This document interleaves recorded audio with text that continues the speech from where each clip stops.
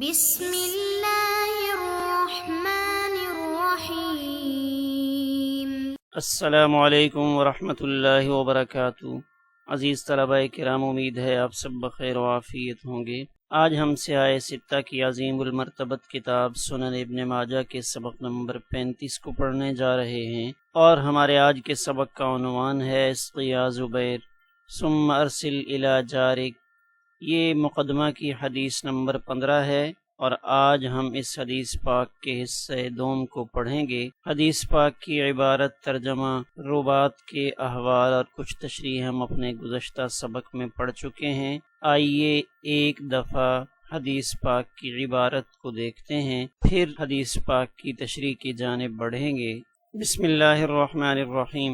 وبہ قال حدثنا محمد بن رمح بن المہاجر المصری قال اخبرنا الليث بن سعد عن ابن شهاب عن عروة بن الزبير ان عبد الله بن الزبير رضي الله تعالى عنهما وعنهم حدثه ان رجلا من الانصار خاصم الزبير عند رسول الله صلى الله عليه وآله وسلم في شراد الحرة التي يسقون بها النخل، فقال الانصاري سرح الماء يمر، فأبى عليه فاختصموا عند رسول الله صلى الله عليه وآله وسلم، فقال رسول الله صلى الله عليه وآله وسلم اسق يا زبير ثم أرسل إلى جارك، فغضب الأنصاري فقال يا رسول الله أن كان ابن عمتك، فتلون وجه رسول الله صلى الله عليه وآله وسلم ثم قال يا زبير اسق الماء ثم احبس الماء حتى يرجع إلى الجدر،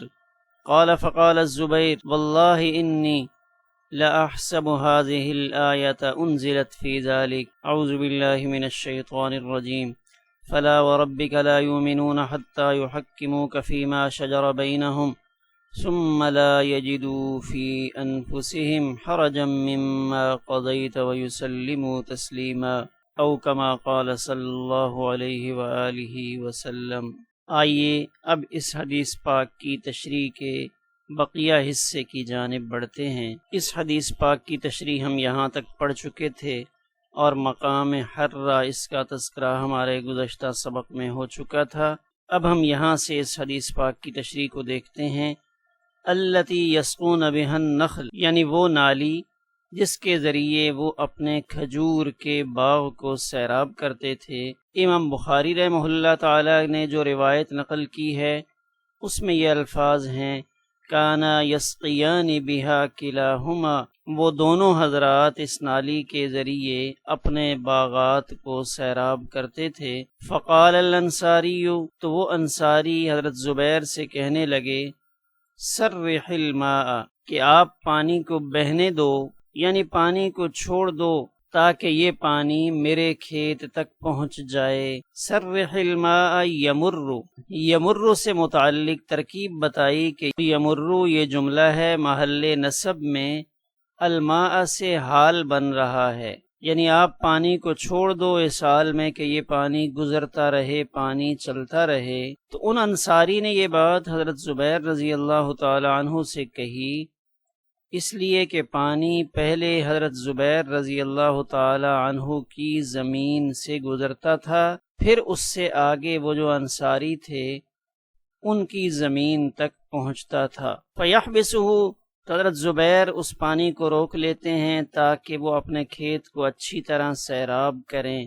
اب اس زمین کی کیفیت کیا تھی؟ حضرت زبیر اور ان انصاری کے درمیان کس بات پہ جھگڑا تھا؟ ہم ایک نقشے سے اس کو سمجھنے کی کوشش کرتے ہیں۔ یہ دیکھیں، یہ دو پلاٹ ہیں، ایک یہ پلاٹ ہے اور ایک یہ دوسرا پلاٹ ہے۔ یہ ایک پانی کی نالی کھیتوں میں آتی ہوئی نظر آ رہی ہے، تو ہم فرض کرتے ہیں کہ یہ پلاٹ جو پہلے آ رہا ہے اس طرح سیدنا زبیر رضی اللہ تعالیٰ عنہ کا پلاٹ ہوگا، پھر اس سے اگلی زمین وہ ان انصاری ساتھی کی ہوگی۔ اور جب پانی ادھر سے آ رہا ہے تو پہلے چونکہ سیدنا زبیر رضی اللہ تعالیٰ عنہ کی زمین سے گزر رہا ہے اور اس پانی پر پہلا حق ان کا بنتا ہے، اور وہ جو انصاری ہیں ان کی زمین آگے ہے، تو وہ انصاری حضرت زبیر سے مطالبہ کرتے ہیں کہ آپ پانی کو چلنے دیں تاکہ یہ پانی میرے کھیت تک آ جائے۔ حضرت زبیر رضی اللہ تعالیٰ عنہ انکار کرتے ہیں اور وہ کہتے ہیں کہ نہیں، پہلے میں اپنی اس زمین میں پانی لگاؤں گا۔ یہاں اس کھیت اور اس کھیت میں پانی لگانے سے متعلق ان دونوں حضرات کے درمیان جب جھگڑا ہوا تو یہ دونوں حضرات اپنا یہ جھگڑا لے کر نبی کریم صلی اللہ علیہ وآلہ وسلم کی خدمت اقدس میں حاضر ہوئے۔ تو حضرت زبیر رضی اللہ تعالیٰ عنہ پہلے اپنی زمین میں پانی لگاتے ہیں، پھر وہ اپنے پڑوسی کے لیے پانی کو چھوڑتے ہیں۔ تو اس سلسلہ میں جو ان کے انصاری ساتھی تھے انہوں نے جلدی کی، انہوں نے کہا ذرا جلدی پانی چھوڑ دیں۔ تو اس پر سیدنا زبیر رضی اللہ تعالی عنہ نے انکار کیا اور اپنے کھیت کو اچھی طرح سیراب کرنے سے پہلے پانی چھوڑنے سے انکار کیا۔ تو اب یہ جھگڑا نبی کریم صلی اللہ علیہ وسلم کی خدمت اقدس میں پیش ہوا۔ تو نبی کریم صلی اللہ علیہ وآلہ وسلم نے یہاں 2 دفعہ اس پانی سے متعلق گفتگو فرمائی۔ پہلی دفعہ جو آپ نے بات ارشاد فرمائی ہے، ہم اس کو ایک مصالحت آمیز فیصلہ بھی کہہ سکتے ہیں، ایک مشورہ بھی کہہ سکتے ہیں کہ نبی کریم صلی اللہ علیہ وآلہ وسلم نے صلح کی طرف اشارہ کیا قبل القضاء، فیصلہ دینے سے پہلے، یعنی ایک ایسی بات فرمائی جس سے فریقین کے درمیان صلح کی کیفیت رہے۔ اور آپ نے ارشاد فرمایا اسقی یا زبیر، اے زبیر اپنے کھیت کو سیراب کرو۔ تو اس سے متعلق شارح نے سورہ دہر کی آیت کو پیش کیا، وَسَقَاهُمْ رَبُّهُمْ شَرَابًا طَهُورًا، کہ یہ سقا سیراب کرنے کے معنی میں آتا ہے۔ اور سورۃ الجن میں یہ فرمایا لَأَسْقَيْنَاهُمْ مَاءً غَدَقًا، یعنی یہ فعل مجرد سے بھی آتا ہے اور باب افعال سے بھی آتا ہے۔ امام بخاری رحمہ اللہ تعالی نے جو عبارت نقل فرمائی ہے وہاں انہوں نے فَأَمَرَهُ بِالْمَعْرُوفِ کے الفاظ بھی نقل فرمائے ہیں، اور ان الفاظ سے متعلق شارح کی رائے یہ ہے کہ یہ جملہ معترضہ ہے اور یہ راوی کا کلام ہے۔ فَأَمَرَهُ بِالْمَعْرُوفِ، اس سے متعلق امام کرمانی کی یہ رائے نقل فرمائی کہ امام کرمانی کے بقول یہ امرہ کا لفظ نہیں ہے بلکہ فَأَمِرَّهُ، میم کے کسرہ کے ساتھ اور را کی تشدید کے ساتھ، کہ یہ امرار سے امر ہے۔ امرار بمعنی پانی کو گزارنا یا پانی کو چلنے دینا۔ تو شارح فرماتے ہیں یہ بھی احتمال ہو سکتا ہے۔ پھر نبی کریم صلی اللہ علیہ وسلم نے ارشاد فرمایا کہ اپنے کھیت کو سیراب کر لو اور پھر پانی اپنے پڑوسی ان کی طرف جانے دو، یعنی پہلے کچھ پانی اپنے کھیت کو لگا لو، جب آپ کے کھیت کو پانی لگ جائے تو پھر یہ پانی آگے چلنے دینا۔ تو جب یہ بات نبی کریم صلی اللہ علیہ وآلہ وسلم نے ارشاد فرمائی تو ان انصاری کو غصہ آ گیا اور وہ کہنے لگے یا رسول اللہ ان کان ابن عمتک، کہ یہ فیصلہ آپ نے اس وجہ سے فرمایا کہ یہ آپ کے پھوپھی کے بیٹے ہیں۔ تو عبارت میں یہ ان ہے، تو یہ ان سے گویا کہ انہوں نے علت نکالی، اور وہ یہ کہنا چاہ رہے تھے کہ آپ نے ان کے لیے پہلے پانی لگانے کا فیصلہ اس وجہ سے کیا کہ یہ آپ کے پھوپھی کے بیٹے ہیں، اس لیے کہ حضرت زبیر رضی اللہ تعالی عنہ کی والدہ وہ حضرت صفیہ بنت عبد المطلب تھیں جو نبی کریم صلی اللہ علیہ وآلہ وسلم کی پھوپھی تھیں۔ امام بیضاوی اس لفظ سے متعلق فرماتے ہیں کہ ان سے حرف جر کو اکثر حذف کر دیا جاتا ہے اور یہ حذف تخفیف کے لیے ہوتا ہے۔ تقدیری عبارت یہ ہے لِأَن كَانَ أَوْ بِأَن كَانَ، اس کی تائید میں انہوں نے سورہ قلم کی اس آیت کو پیش فرمایا ان کان ذا مال و بنین ای لا تطعہ لاجل ذلک، یعنی آپ اس بنا پہ ان کی پیروی نہ کریں۔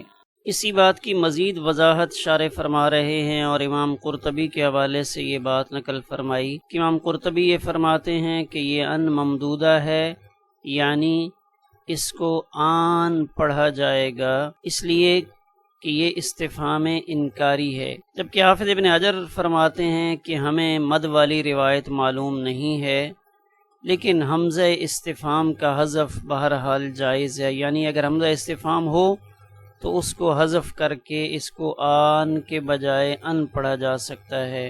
امام کرمانی نے اس کو ان کے بجائے ان کے ساتھ روایت کیا اور یہ کہا کہ یہ شرطیہ ہے اور اس کا جواب معذوف ہے۔ حافظ ابن حجر اس کے بارے میں فرماتے ہیں لا اعرف هذه الروایہ، میں ان والی روایت کو نہیں جانتا۔ ہاں عبد الرحمن ابن اسحاق ان کی روایت میں یہ الفاظ آئے ہیں فقال اعدل یا رسول اللہ وَإِن كَانَ ابْنَ عَمَّتِكَ۔ اب ہم دیکھتے ہیں کہ حدیث پاک میں جو انصاری کا لفظ آیا ان رجلا من الانصار، اس سے مراد کون ہے؟ تو ایک قول یہ ہے کہ اس سے مراد حضرت ثابت ابن قیس ابن شماس ہیں، ایک قول یہ کیا کہ حضرت حاطب ابن ابی بلتع مراد ہیں، تیسرا قول ثعلبہ ابن حاطب کا ہے، اور اس سے متعلق ایک مرسل روایت وہ ابن ابی حاتم نے نقل کی ہے اور وہ حضرت سعید ابن المسیب کے واسطے سے ہے۔ اللہ تعالیٰ کا یہ فرمان فلا وربک لا یؤمنون،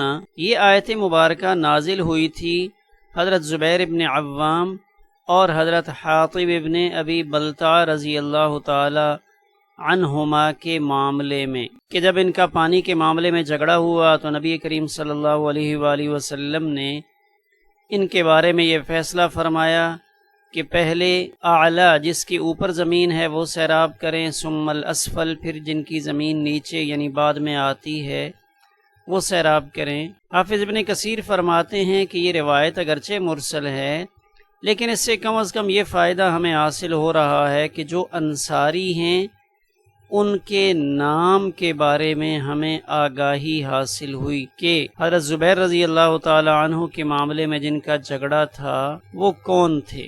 مشارق الانوار الوہاجہ کے حوالے سے دیکھتے ہیں ان رجلا من الانصار، تو اس سے متعلق شارح فرماتے ہیں کہ حضرت شعیب کی روایت میں یہ الفاظ بھی ہیں قد شہد بدرن، کہ یہ جو انصاری تھے یہ بدر کے حاضرین میں سے تھے، جبکہ ایک اور روایت میں بنو امیہ ابن زید کا تذکرہ بھی ملتا ہے جو قبیلہ اوس کی ایک شاخ تھی، اور ایک روایت میں یہ ملتا ہے کہ ان کا نام حمید ہے۔ محققین یہ فرماتے ہیں کہ شرکائے بدر رضوان اللہ علیہم اجمعین میں جب انصار کے نام کی فہرست دیکھی جاتی ہے تو اس میں حمید نام کے کوئی صحابی موجود نہیں ہے۔ ابن بشکوال نے اپنی مبہمات میں یہ بات نقل کی ہے کہ ان سے مراد حضرت ثابت ابن قیس ابن شماس ہیں، لیکن اس پر کوئی شاہد پیش نہیں کیا۔ حافظ ابن حجر ان کے بارے میں فرماتے ہیں کہ یہ بدری نہیں ہیں۔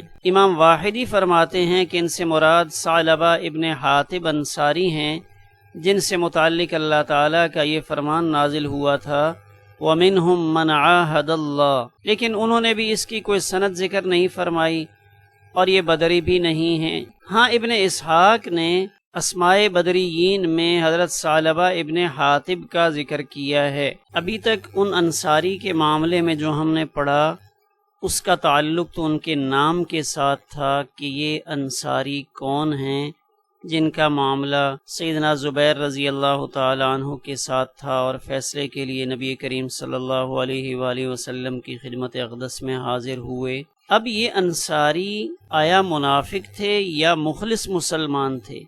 تو اس سے متعلق یہاں امام داؤدی اور ابو اسحاق زجاج اور ان کے علاوہ کچھ اور حضرات نے اپنی یہ رائے پیش کی کہ حضرت زبیر رضی اللہ تعالیٰ عنہ کا جھگڑا جن کے ساتھ تھا وہ صاحب منافق تھے، تو چونکہ ان کے ساتھ انصاری کا لفظ بھی آتا ہے تو امام قرطبی نے اس کی توجیہ یہ بیان کی کہ جنہوں نے یہ کہا کہ وہ انصاری تھے تو ان کو انصاری اس وجہ سے کہا گیا کہ وہ انصار قبیلے سے تعلق رکھتے تھے، یعنی نسباً وہ انصاری تھے، دین کے اعتبار سے وہ انصاری نہیں تھے۔ بہرحال یہ امام قرطبی کی ایک اپنی رائے ہے، اور شارح فرماتے ہیں دوسرا احتمال جو زیادہ قوی ہے کہ وہ منافق نہیں تھے لیکن بلا اختیار ان کے منہ سے بے ادبی والا یہ جملہ نکل گیا تھا، شیطان نے ان کو پھسلا دیا، بالکل اسی طرح جیسے ام المومنین سیدہ عائشہ صدیقہ رضی اللہ تعالی عنہا ان پر جب تہمت کا معاملہ اٹھایا گیا تو اس وقت چند مخلص مسلمان اس پروپیگنڈے سے متاثر ہوئے جن میں حضرت حاطب ابن ابی بلتع، حضرت حسان ابن ثابت، حضرت مصطح ابن اساسہ اور حضرت حمنا رضی اللہ تعالی عنہا، یہ سب حضرات مخلص مسلمان ہونے کے باوجود اپنی زبان سے ایسی بات نکال بیٹھے جس کا نکالنا مناسب نہیں تھا، اور یہ باتیں بلا اختیار ان کے منہ سے شیطان نے صادر کروائیں۔ لیکن پھر کیا ہوا؟ انہوں نے اپنی ان باتوں سے رجوع کیا اور اللہ تعالیٰ سے اس غلطی پر تائب ہو گئے۔ تو ایسا ممکن ہے کہ یہ انصاری جن سے ایسی بے ادبی کا صدور ہوا، انہوں نے بھی اللہ کی طرف رجوع کر لیا ہو۔ اب ہم اپنے آج کے سبق سے متعلق تمرینی سوالات پر ایک نظر ڈالتے ہیں۔ پہلا سوال یہ ہے کہ پانی کے بہاؤ کے رخ میں پہلے زمین کن کی آتی تھی؟ یعنی پہلے زمین حضرت زبیر رضی اللہ تعالیٰ عنہ کی تھی یا ان انصاری کی تھی؟ دوسرا سوال یہ ہے کہ حدیث پاک میں ان اور ان کی کیا تفصیل ہے؟ تیسرا سوال، کیا اس مسئلہ کے سمجھنے میں نقشہ کی مدد لی جا سکتی ہے؟ آخر میں ہم اپنے آج کے سبق کے خلاصے پر ایک نظر ڈالتے ہیں۔ اپنے آج کے سبق میں ہم نے ان دو عنوانات کی تفصیل کو پڑھا، لفظ یمرو کی ترکیب اور حرف ان کی تفصیل و توضیح۔ ہمارا آج کا سبق جو حدیث نمبر 15 کے حصے دوم پر مشتمل تھا، الحمدللہ مکمل ہوا۔